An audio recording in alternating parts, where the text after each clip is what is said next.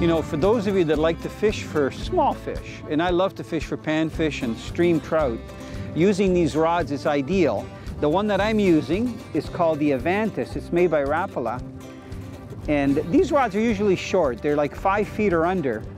And they're really designed to be used with line weight anywhere from about 2 to 6 pound test.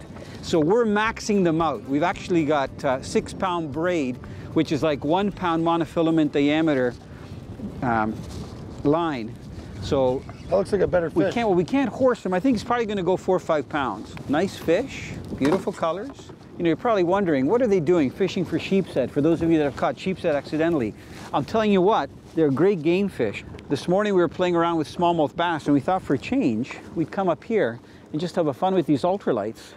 I'll tell you, if we get like a 10 to 15 pounder, Aldo, we're going to have our hands full. Absolutely. Okay, I'm going to get you, if you don't mind, to put that guy in the live well.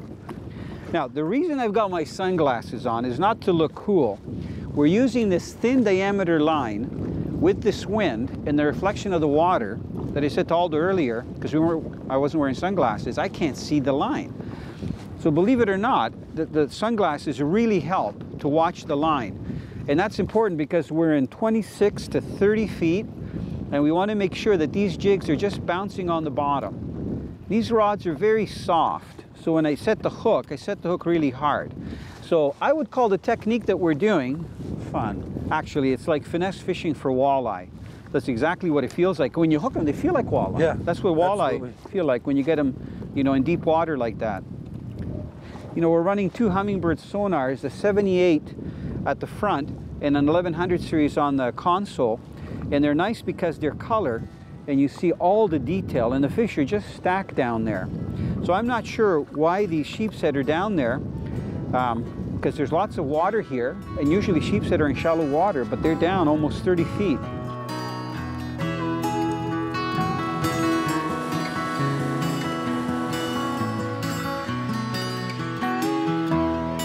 I learned a long time ago that when it comes to using batteries in a boat, it's very important to isolate your power source. What I mean by that is, in this boat, I have one dedicated cranking battery that starts the engine. Now, cranking batteries are very different from deep cycle batteries because they're designed to give out sporadic, strong charges of power. And physically, they're built a little bit different. If you were to look inside this battery, you would find that the lead plates that are in the acid are actually porous, and they're designed to provide strong charges when you need them for motors. Now, one thing with the newer motors that are on the market, some of them require quite a strong charge. So it's very important that you consult your dealer to find out what size of a cranking battery you need before you make your purchase.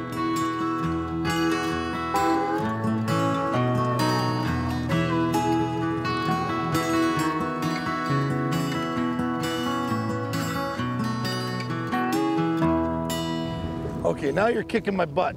Well, wait a second. You're the guide, right? For those of you that don't know, Aldo operates Niagara Fishing Adventures, and we've shot lots of shows together in the Niagara River from shore for salmon. Oh, well, you know what? This guy ate it.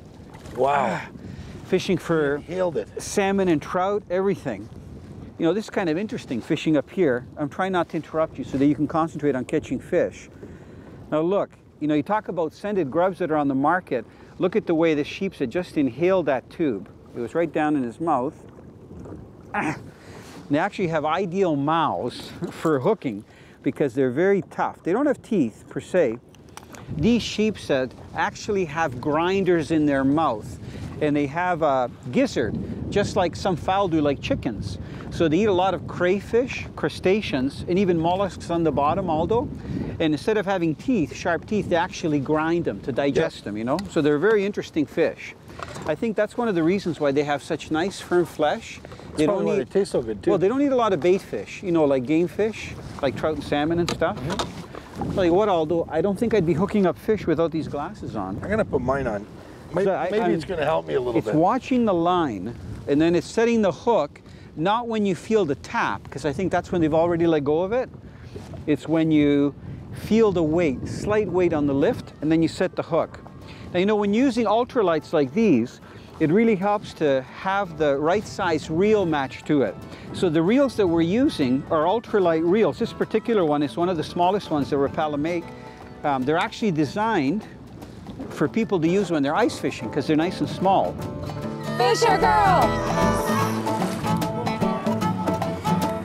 Catch the passion!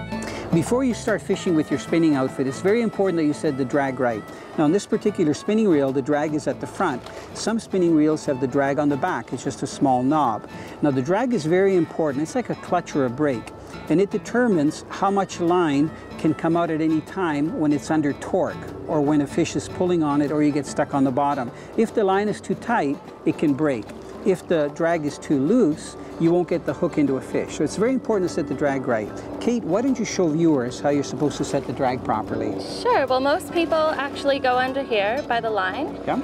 They give it a little pull, and see there it's a little too loose. Yeah. All right, so you go to the knob, you tighten it up a couple notches, but what most people aren't considering is the power of the rod itself. So a good idea is to actually go to the end of the rod, and I'll have my little fishing buddy help me out and give it a little pull there. Now, we could probably do it a little bit tighter, do you think? Okay, why don't you do it a couple more notches? A couple more notches. Man, you are good. Perfect. Try it now. There we go, thank you. And we're ready to go. Good tip. Okay, very important that you set your drag properly just in case you catch that big fish.